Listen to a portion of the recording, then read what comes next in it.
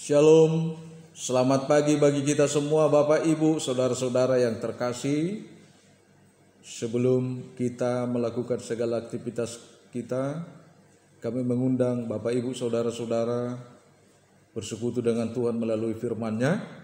Namun sebelum kita mendengar firman Tuhan, mari kita berdoa. Damai sejahtera Allah yang melampaui segala akal, kiranya menyertai hati dan pikiranmu, di dalam Tuhan kita Yesus Kristus. Amin.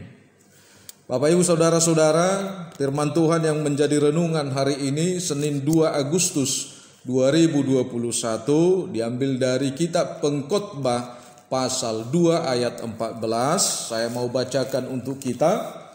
Mata orang berhikmat ada di kepalanya, sedangkan orang yang bodoh berjalan dalam kegelapan. Tetapi aku tahu juga bahwa nasib yang sama menimpa mereka semua. Demikian firman Tuhan. Bapak Ibu yang terkasih, saya pernah membuat suatu renungan seperti ini. Apakah manusia itu masih membutuhkan nasihat? Apakah manusia itu masih membutuhkan nasihat?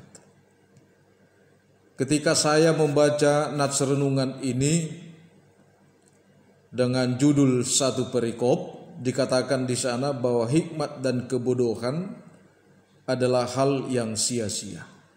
Kenapa demikian?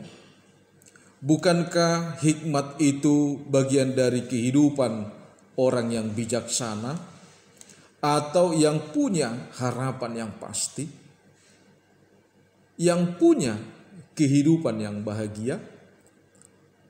Sementara kebodohan adalah milik orang yang malas, milik orang yang tidak punya pengharapan. Memang dalam kitab Pengkhotbah ini diterangkan perbandingan antara hikmat dan kebodohan itu sangat kontras, ibarat terang dan kegelapan. Namun di satu sisi Pengkhotbah dengan tegas mengatakan bahwa hikmat dan kebodohan itu suatu saat akan sia-sia jika menyalahgunakan fungsinya sebagaimana dengan arti yang sebenarnya dikatakan dalam nats pagi ini. Apa itu? Yang pertama, jika mata tidak ditempatkan di kepala. Yang kedua, jika orang bodoh itu tidak pernah belajar.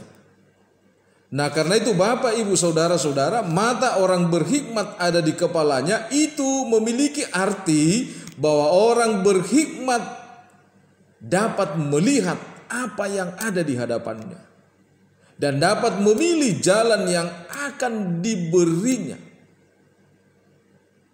kepadanya untuk mencapai suatu kebahagiaan. Dapat melihat apa yang di hadapannya dan dapat memilih jalan yang akan memberinya kebahagiaan.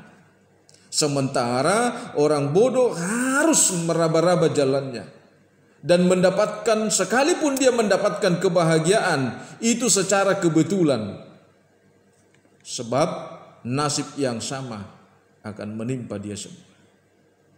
Jemaat yang terkasih, firman Tuhan yang mengantar kita untuk memulai aktivitas kita mengingatkan akan ada hidup yang sia-sia.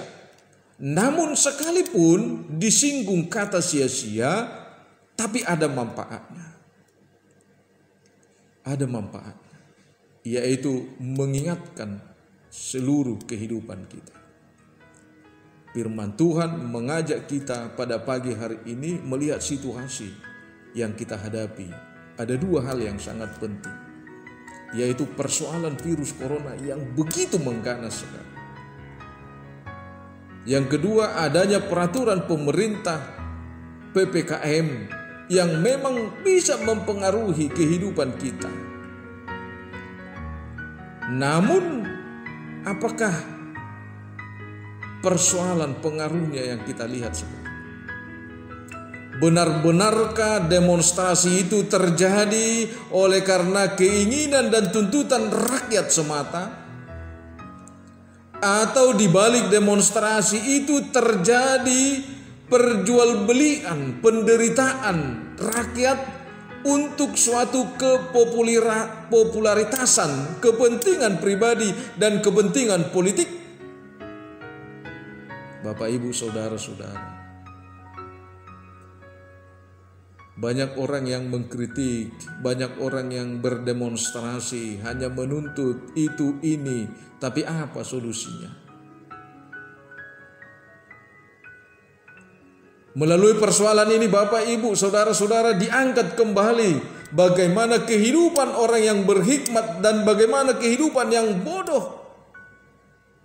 Ketika semuanya hanya mengkritik, ketika semua menjadi pengamat, ketika semua menjadi penilai, ketika semua menjadi penghakim, apa yang bisa kita perbuat? Virus corona bukan persoalan nasional, tapi persoalan internasional, dan belum ada satupun negara di tengah-tengah dunia ini yang tamat dalam menyelesaikannya. Karena itu, Bapak, Ibu, saudara-saudara, bagaimana Salomo hadir pada saat ini ketika dia bertanya kepada kita, hai orang pintar, hai elit politik, di mana hati nuranimu jika saudara mengatakan pemerintah itu gagal dalam usaha menanggulangi, mengatasi persoalan krisis oleh karena corona ini, tetapi Anda hanya sebatas mengkritik? Apakah Anda disebut menjadi orang yang pintar? Jadilah orang yang mengkritik dengan memberikan solusi. Yang kedua, kalau dikatakan Salomo pada saat ini, hai orang kaya, janganlah berkata ini dan berkata itu, perusahaan saya sudah bangkrut. Tapi coba kita buka dulu lembaran-lembaran investasi kita yang begitu besar untuk membantu orang-orang yang lemah, orang-orang yang miskin.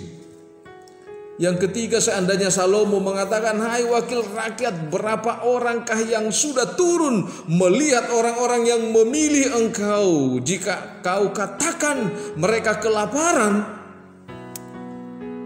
bagaimana dengan gaji yang sudah Anda terima?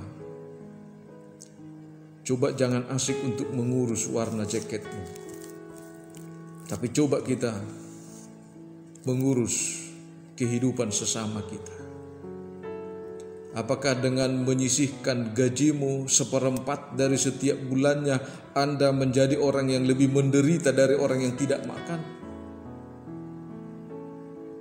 Janganlah pergunakan jaket politikmu itu, jaket partaimu itu menjadi persoalan-persoalan yang baru dalam kehidupan negara kita ini. Mari membantu pemerintah kita. Mari memberikan hati nurani kita. Karena itu, Bapak, Ibu, saudara-saudara, jemaat yang terkasih, siapapun orangnya, kaya, miskin, tua, muda, pejabat atau masyarakat, tidak ada yang kuat dan luar biasa dalam menghadapi persoalan corona ini.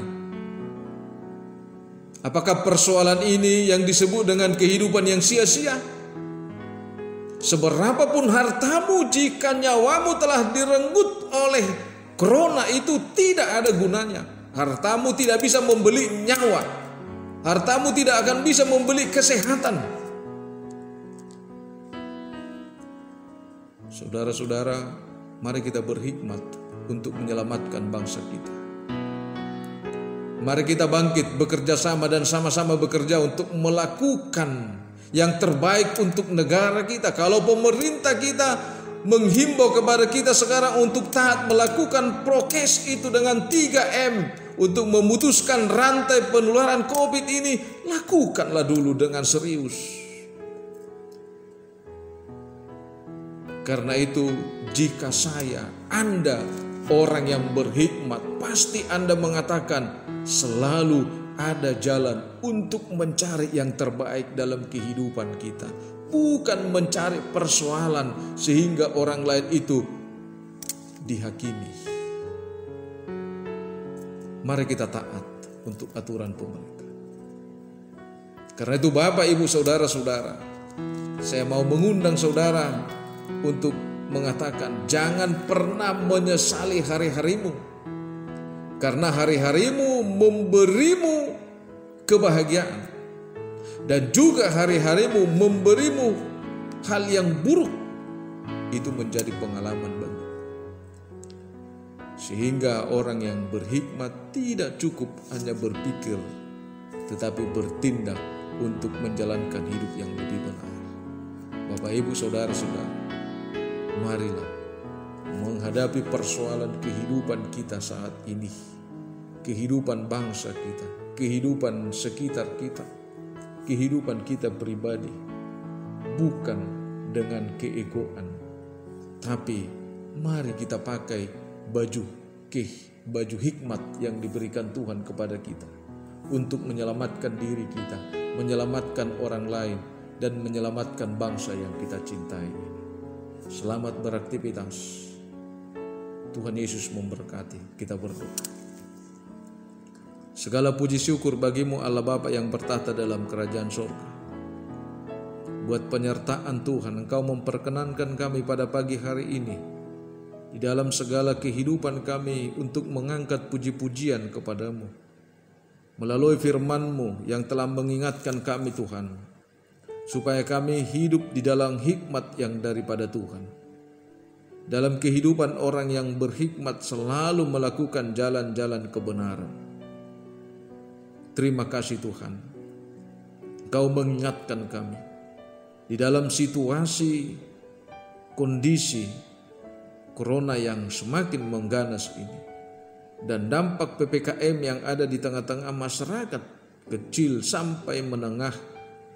Kau ingatkan kami Tuhan, biarlah hikmat dari Tuhan yang menjadi perahu kehidupan kami, yang menjadi dasar daripada hidup kami Tuhan, di mana bagi orang-orang yang berhikmat selalu ada banyak jalan. Karena Tuhan telah menyertai, memberkati segala kehidupan. Terima kasih Tuhan, di pada pagi hari ini kami berdoa buat setiap jemaat-Mu, setiap aktivitas jemaat-Mu, kiranya apa yang mereka lakukan menjadi saluran berkat dalam kehidupan mereka. Kami juga berdoa Tuhan, membawakan saudara-saudara kami yang pada saat ini yang terbaring dan sakit oleh karena virus corona. Tolong Tuhan, angkat penyakit itu dari tubuh mereka. Urapi dan balut mereka Tuhan dengan kasih setia-Mu melalui kesembuhan yang sempurna. Berkati obat dan setiap makanan. Berkati medis Tuhan yang memberikan proses kesembuhan bagi mereka. Kami juga berdoa buat bangsa dan negara kami ini. Kami yakin dan percaya Tuhan, Tuhan akan memberikan hikmat dan kebijaksanaan kepada pemimpin negara kami. Tuhan akan membuat sesuatu yang hikmat kepada elit-elit politik dan juga kepada bangsa dan negara kami ini, kepada masyarakat pada umumnya, untuk melihat jauh lebih ke depan, tanggung jawab bersama dalam menyelesaikan persoalan bangsa kami ini. Terima kasih Tuhan. Kami juga berdoa buat gereja-Mu, secara khusus buat AKBP. Biarlah Tuhan yang memberkati pemimpin gereja kami Tuhan, di dalam segala program-program gereja-Mu untuk membangun gereja-Mu yang lebih baik lagi Tuhan, untuk menjadi saluran berkat di tengah-tengah dunia ini. Berikan kepada hikmat, berikan kebijaksanaan, sampai kepada pelayan-pelayan yang tingkat pos pelayanan. Berkati semuanya Tuhan. Dengarlah doa kami ini yang kami sampaikan hanya di dalam nama Anak-Mu Tuhan Yesus Kristus Juru Selamat kami. Anugerah Tuhan kita Yesus Kristus, kasih setia Allah Bapa, persekutuan Roh Kudus memberkati kita. Amin. Bapak Ibu Saudara-saudara, kami atas nama Parhalado Gereja HGB Surabaya mengucapkan selamat beraktivitas. Jangan lupa tetap lakukan prokes dalam melakukan segala aktivitas kita. Terimalah salam kami, salam sehat. Horas.